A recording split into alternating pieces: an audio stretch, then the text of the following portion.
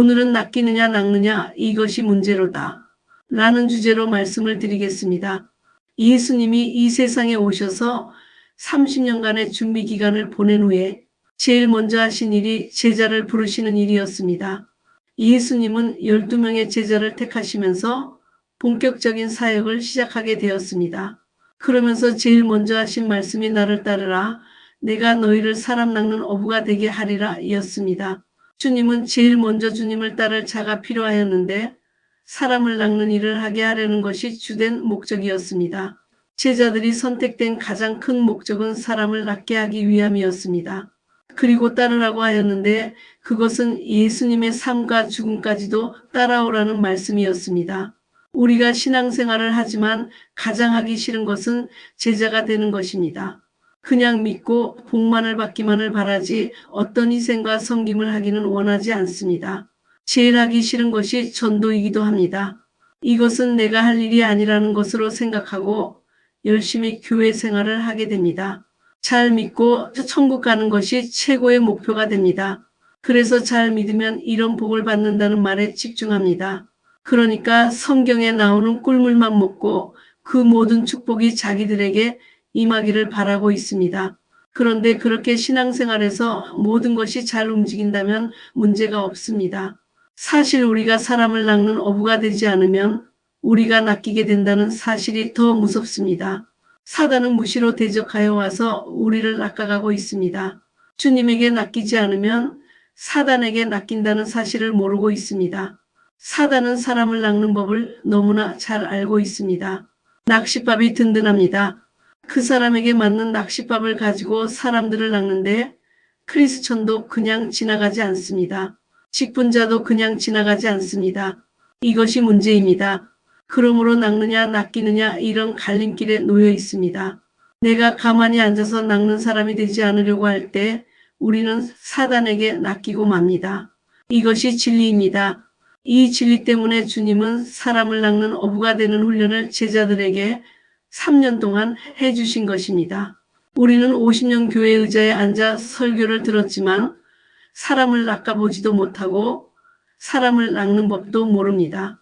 이것이 현대 교회의 슬픈 현실입니다.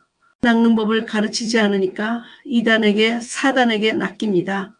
그리고 교회에 앉아 있지만 사단의 가치를 따르는 자가 되어 주님을 예배하지 못하는 자가 됩니다. 하나님이 기뻐하지 않는 죽은 성도가 됩니다.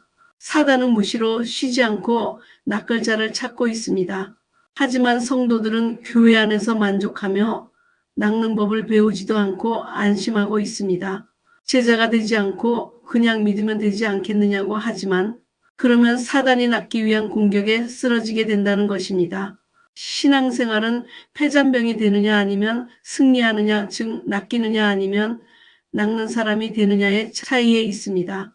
가만히 종교인으로 남아있으면 문제가 없고 사단이 그냥 지나가 주는 것이 아니고 자기의 밥이 되게 하려고 24시간 공격하고 있기 때문입니다.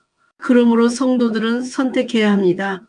먹힐 것인가, 먹을 것인가, 낚일 것인가, 낚을 것인가, 패잔병이 될 것인가, 승리자가 될 것인가, 정복당할 것인가, 정복할 것인가. 집 앞에 교회 문패를 달면 다른 교인들이 전도하지 않고 지나가는 것처럼 사단이 지나가지 않습니다. 그런 자를 낚는 법을 잘 알고 더 공격해 들어옵니다. 사단은 그 수준에 맞는 귀신들을 파송해서 자기의 것으로 낚아오도록 합니다. 예수님의 제자를 선택하는 목표는 사람을 낚는 자들, 사람을 낚는 어부가 되게 하는 일이었습니다. 그래서 3년 동안 함께 살면서 사람을 낚는 법을 보여주고 가르쳐 주었습니다. 그것은 12제자에게만 국한된 일이 아닙니다. 예수님 목회의 핵심은 사람을 낚는 일, 사람을 구원하는 일입니다. 그런데 우리는 구원에는 관심이 있지만 사람을 낚는 어부가 되려고는 하지 않습니다. 이것은 예수님의 명령을 회피하고 자기만 축복받겠다는 것인데 이렇게 하면 자기가 복을 받는 것이 아니라 자기가 받을 복도 지키지 못하는 것이 되고 맙니다. 우리는 평생 설교를 통해 말씀을 듣습니다. 그래서 귀는 커져버렸습니다. 유튜브에서도 기발한 어떤 설교들을 찾아 듣고 기발한 기적을 베풀거나 예언하면 쫓아다니곤 합니다. 하지만 자신은 사람을 낚는 어부가 되지는 않습니다. 이것은 벽돌만 많이 쌓아놓고 집을 짓지 않는 것과도 같고 사단에게 낚일 수 있는 대상 1호가 됩니다. 사단은 여러 가지 다양한 방법으로 사람들을 낚을 거짓말, 낚싯밥을 가지고 있습니다. 마치 전화 금융사기를 당하듯이 말입니다. 기적만 바라보다가 사단이 주는 기적에 넘어갑니다. 예언자만 따라다녀 사단이 주는 점괘에 넘어갑니다. 치유만 따라다녀가 사단이 주는 신비술에 넘어갑니다. 물질만 따라다녀가 사단이 주는 만몬주의에 빠지게 됩니다. 사단은 모조품의 귀재이므로 모조품으로 성도들을 유혹합니다. 사람을 낚는 어부가 되게 하려는 예수님의 목표와도 같이 사단도 사람을 낚는 어부들을 훈련해 성도들까지 낚아오도록 훈련합니다. 음란한 사람은 음란의 영을 파송하고 거짓된 사람에게는 거짓의 영을, 교만한 자들에게는 교만의 영을, 술과 마약을 좋아하는 사람에게는 중독의 영을, 슬퍼하는 자에게는 슬픔의 영을, 우울증을 주면서 자기 종으로 낚아옵니다. 우리는 낚이든지 아니면 낚는지 둘 중에 하나를 선택해야 합니다. 중간은 없습니다. 이것은 믿고 안 믿고를 떠나서 이 세상의 현실이고 진리입니다. 그래서 나는 제자가 되고 싶지 않다고 말하는 사람은 곧 사단의 제자가 되어야만 합니다. 둘 중에 하나이지 우리는 중간을 택할 수는 없습니다. 누구의 제자도 되지 않고 주님에게서 오는 복음 받겠다는 것이 말이 되지 않습니다. 정치를 할 때도 자기 노선을 분명하게 밝히는 자가 승리합니다. 나는 중간 노선이라고 하는 사람들은 이쪽에서도 저쪽에서도 뱉어버립니다.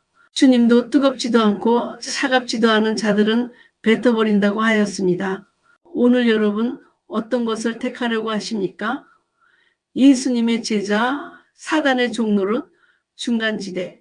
하지만 예수님의 제자로 나아가지 않으면 그 다음에 확실한 것은 사단에게 낚인다는 진리입니다. 그래서 분명히 오늘도 주님은 외칩니다. 사람을 낚는 어부가 되어라. 그러면 너도 이웃도 살게 될 것이라고 말씀하십니다.